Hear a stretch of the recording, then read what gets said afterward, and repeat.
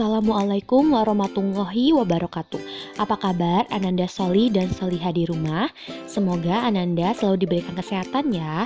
Baiklah, pada hari ini kita memasuki tema 9, subtema 3, pembelajaran 1 dan 2. Selamat belajar. Perhatikan gambar yang ada pada video pembelajaran. Nah, ini merupakan contoh gambar. Ada gambar yang menunjukkan pemanfaatan sumber daya alam dan ada juga gambar yang menunjukkan merusak lingkungan alam. Nah, bisa kalian lihat ya pada gambar. Kegiatan manusia untuk memenuhi kebutuhannya seringkali menyebabkan kerusakan lingkungan. Manusia memanfaatkan seluruh bagian alam, baik abiotik maupun biotik. Nah, abiotik yaitu tanah dengan melakukan penggalian untuk mendapatkan bahan tambang yang berguna untuk berbagai keperluan, misalnya batu bara. Selain itu, ada pula emas dan perak yang merupakan salah satu bahan tambang logam mulia. Nah, tidak hanya lingkungan abiotik yang dimanfaatkan manusia, hampir semua jenis tumbuhan dan hewan juga dimanfaatkan oleh manusia. Ada dua jenis hewan, yaitu hewan peliharaan dan hewan liar. Manusia membudidayakan beberapa jenis hewan untuk memenuhi kebutuhan hidupnya seperti ayam, sapi, beberapa jenis ikan. Dan hewan-hewan yang tidak dibudidayakan dan hidup bebas di hutan seringkali diburu manusia.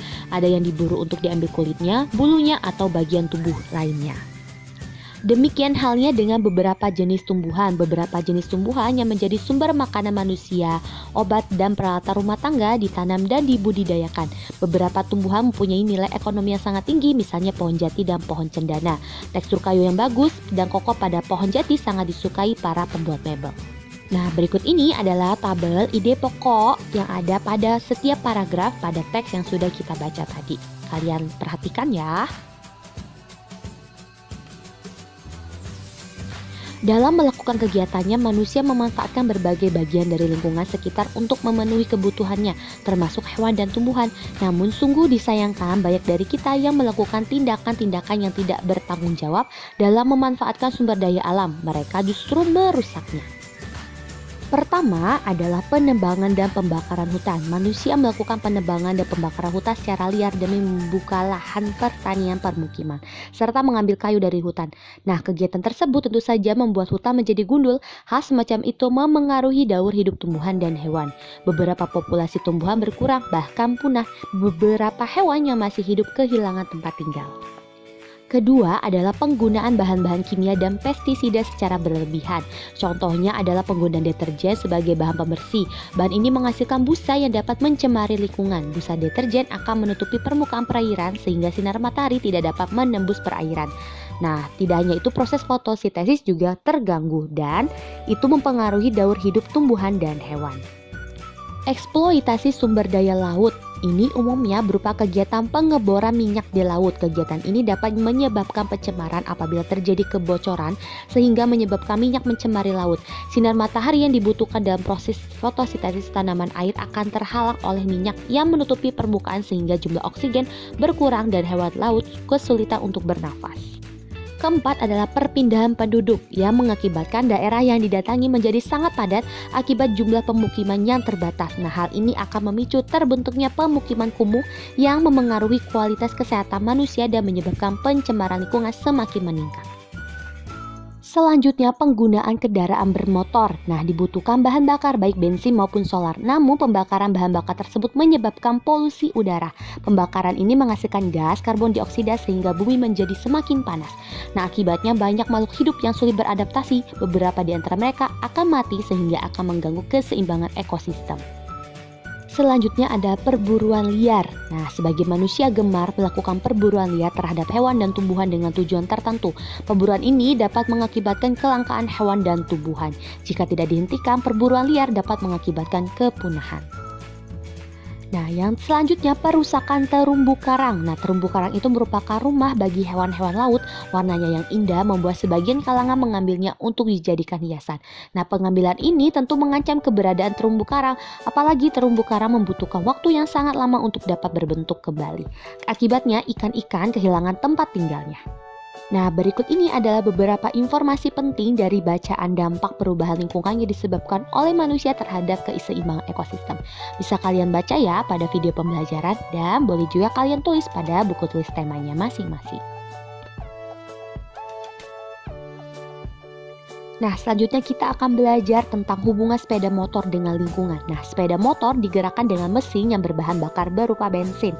Penggunaan bahan bakar bensin yang tidak terkendali menyebabkan polusi udara dan bisa memicu pemanasan global. Jika terjadi polusi udara dan pemanasan global, maka udara tidak lagi sehat dan bersih. Iklim tidak menentu dan meningkatnya suhu bumi.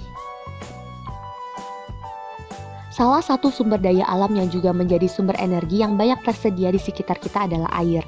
Air menjadi sumber daya alam yang memiliki banyak manfaat bagi kehidupan manusia. Ketersediaan air bersih menjadi sangat penting untuk menunjang berbagai kegiatan manusia dalam kehidupan sehari-hari.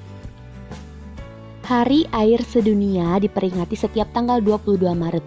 Dengan adanya Hari Air Sedunia ini, kita diingatkan bahwa persediaan air bersih semakin berkurang, padahal jumlah penduduk semakin bertambah.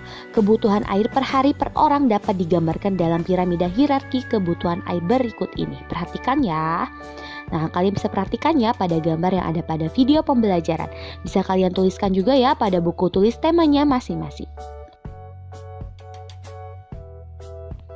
Persediaan air bersih semakin berkurang karena cadangan air tanah berkurang. Cadangan air tanah ini berkurang karena air hujan tidak masuk ke dalam tanah.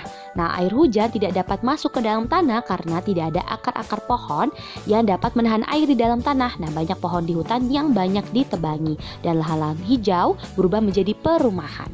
Selanjutnya, berkurangannya cadangan air tanah mengakibatkan banyak mata air kering. Sumur-sumur gali pun cepat kering di musim kemarau. Akibatnya penduduk di daerah pedesaan kesulitan mendapatkan air bersih.